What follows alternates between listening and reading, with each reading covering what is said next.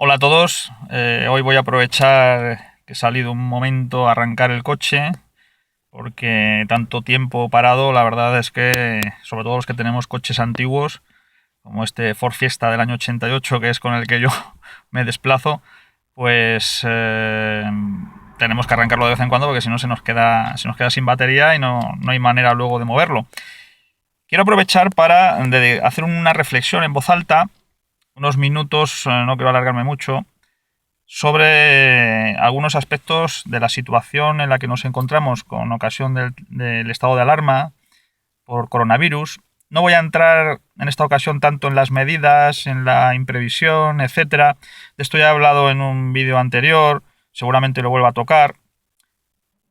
Quiero recordar, porque estaba preparando hace un par de días un programa de radio, quiero recordar algunos detalles muy por encima, pero no es en lo que me voy a centrar. Por ejemplo, estaba preparando el programa este de radio y mirando información en Google, pues por ejemplo, sobre cómo se suspendió o se canceló el Mobile World Congress en Barcelona, pues os invito a que os metáis en Google, tecleéis eh, Mobile World Congress y veáis cómo vienen las noticias, por ejemplo, del 13 de febrero, es muy ilustrativa de la del país, por ejemplo, hay más, en las que se explica pues cómo el gobierno central, la Generalidad de Cataluña, incluso el Ayuntamiento de Barcelona, presionaron a los organizadores del Mobile World Congress para que no lo cancelaran. Sale ahí, por ejemplo, el ministro de Sanidad diciendo que no había ningún problema sanitario, la vicepresidente Teresa Rivera diciendo que se estaba generando un alarmismo injustificado, el responsable de la sanidad pública catalana diciendo que se trataba de una epidemia mediática y de miedo, que no era real. En fin, realmente, visto con el tiempo, sorprende el descaro con el que negaban la situación, con el que generaban o trataban de generar confianza en la gente para que siguieran haciendo congresos, actos públicos, etcétera. Qué cinismo, qué falta de responsabilidad, en fin. Pero no voy a entrar ahora en eso. Basta con, repito, tecleáis en Google o en cualquier otro buscador mobile World Congress y todo lo que sucedió y cómo presionaron mintiendo, porque ya tenían informes del CSIC, del Centro Superior de Investigaciones Científicas, de la Organización Mundial de la Salud, que había declarado ya a finales de enero la situación de emergencia, etcétera. Bueno, tenían informes de sobra, es decir, mentían a propósito. Es verdaderamente tremendo ver los vídeos y ver las noticias de prensa de esos días, cómo mentían y cómo incitaban a la gente a que siguiera reuniéndose. Independientemente de eso, no quiero yo ahora excederme en el tiempo con esas cuestiones. Lo que sí quería centrarme un poquito es en el tema de si se está o no el gobierno excediendo con las medidas que ha adoptado. No excediendo en el sentido de que sean necesariamente exageradas, eso lo podríamos discutir. Me refiero estrictamente desde el punto de vista legal. Es decir, el estado de alarma justifica, por ejemplo, desde el punto de vista legal, repito, no estoy entrando en la cuestión sanitaria, justifica desde el punto de vista legal el encerrar a la gente en sus casas, el prohibir las misas, los sacramentos, etcétera, a la gente, el prohibir a la gente trabajar, las reuniones políticas, etcétera. Repito, tema sanitario aparte, exclusivamente desde el punto de vista legal. Bueno, pues yo no es que piense, afirmo que no. Hay una ley orgánica, la Ley Orgánica 4/1981, que regula los estados de alarma, excepción y sitio. Ahí es donde se establecen, digamos, el marco jurídico en el que se pueden declarar estos estados de alarma, excepción y sitio y a qué autoriza cada uno. El estado de alarma se justifica, entre otras muchas razones, por la existencia de una epidemia. Una epidemia justifica el estado de alarma. Y eso faculta al gobierno para que adopte una serie de medidas, como puede ser disponer de bienes particulares para hacer frente a la epidemia, intervenir empresas para ponerlas al servicio del combate de la epidemia, también la limitación a la circulación y, a la estancia de personas en determinados lugares y sitios, etcétera. Es decir, se pueden adoptar una serie de medidas. Sin embargo, vemos cómo en la actual situación lo que se ha decretado va mucho más allá. Por ejemplo, respecto a la movilidad de las personas, no se ha limitado a determinados lugares y horas, sino que directamente hay una prohibición generalizada de salir de casa. Eso no es una limitación, es una prohibición. Es una prohibición absoluta. Solo hay una serie de excepciones, pero la norma es la prohibición. Lo mismo sucede con el trabajo, el derecho al trabajo y la libertad de empresa para poder tener actividad empresarial puede limitarse en el sentido de que pueden intervenirse determinadas empresas para ponerlas al servicio del combate que se está teniendo contra la epidemia. A eso sí que autoriza el estado de alarma, pero lo que no autoriza es a prohibir trabajar, a cerrar sistemáticamente todos los centros de trabajo. Repito, que a lo mejor es una medida que hay que tomar. No es eso lo que estoy debatiendo ahora, ¿eh?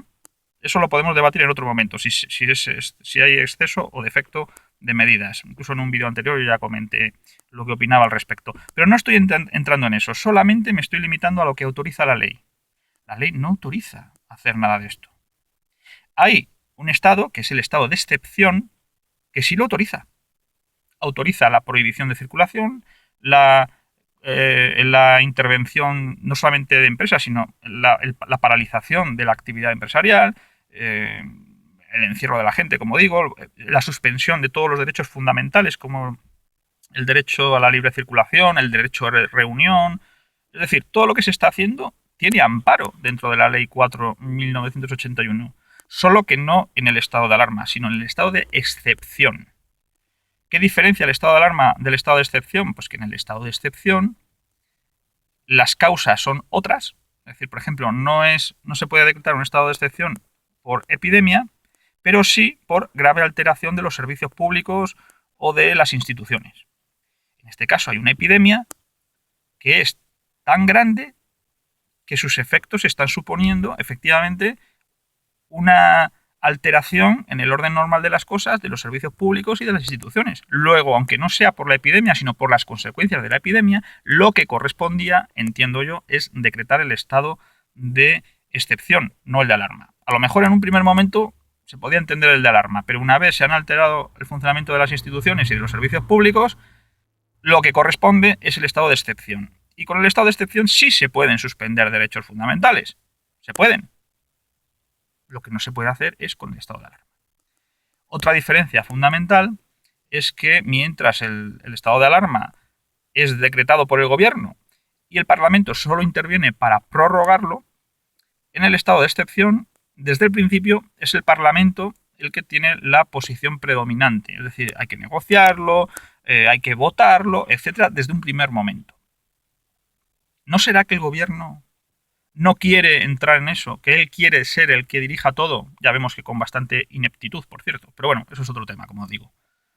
¿No será eso? Que el gobierno lo que quiere es tener la sartén por el mango en todo momento. ¿Por eso ha recurrido al estado de alarma? Cuando debería haber acudido al estado de excepción. Porque sin base legal alguna, es más, en contra de la Constitución y de la Ley Orgánica 4/1981, el gobierno se está tomando unas atribuciones que no le corresponden. No le corresponden. Estamos, se podría decir incluso, y todo con las matizaciones oportunas, pero se podría decir que estamos prácticamente en un golpe de Estado encubierto. El gobierno ha asumido funciones de manera ilegal que no le corresponden. De esto debería tomar cuenta la oposición. La oposición está tocando el violón. Se está dedicando a mirar para otro lado. Las críticas son mínimas, mínimas. Aquí hay una violación de los derechos constitucionales de las personas, sin base legal para hacerlo. Repito, no digo que no haya que adoptar a lo mejor muchas de estas medidas, no sé si todas, pero muchas de ellas. Podría ser, no estoy debatiendo eso, estoy debatiendo que se está haciendo de manera ilegal y que la oposición debería recurrir al Tribunal Constitucional para impedir que esta violación de los derechos fundamentales se siga ejerciendo de esta manera y que el gobierno esté obligado a recurrir al estado de excepción y por tanto a negociar y votar con los demás partidos de la oposición en el Parlamento, que es donde se debe de hacer, si estas medidas son las adecuadas o no. No se está haciendo y no se está exigiendo por parte de la oposición. Me parece un abuso. Un abuso. Y desde aquí quiero aprovechar para denunciarlo. Se están violando muchos derechos fundamentales. A los que tenemos fe, a los que somos católicos, a los que creemos en el más allá, se nos está poniendo en una situación muy, muy difícil. Se nos están prohibiendo los sacramentos. Se está muriendo la gente sin que se la deje confesarse, sin que se la deje recibir los últimos sacramentos, la extrema unción, etcétera. Eso, para alguien que no tiene fe, como estos que nos gobiernan, pues entiendo que no tienen la mayor importancia, pero para aquellos que tenemos fe es muy importante. Es muy importante. Ni en las mayores epidemias de la historia se ha prohibido a la Iglesia ejercer su labor. Ahora se ha prohibido. Se ha prohibido. El derecho de culto es un derecho fundamental. No se puede prohibir, y menos aún prohibir en base a un estado de alarma, que no faculta al gobierno para hacerlo. Y lo están haciendo. Bueno, pues quiero denunciarlo. Repito una vez más, no estoy diciendo si las medidas son o no exageradas. Ya he dado mi opinión en otra ocasión sobre en qué creo que se excede y en qué no, pero independientemente, aunque sean todas correctas, no se puede hacer en base al estado de alarma que hay decretado. No se puede. Por lo tanto, es un abuso. Y hay que exigir responsabilidades, aparte de por las negligencias con resultado de muerte que está habiendo.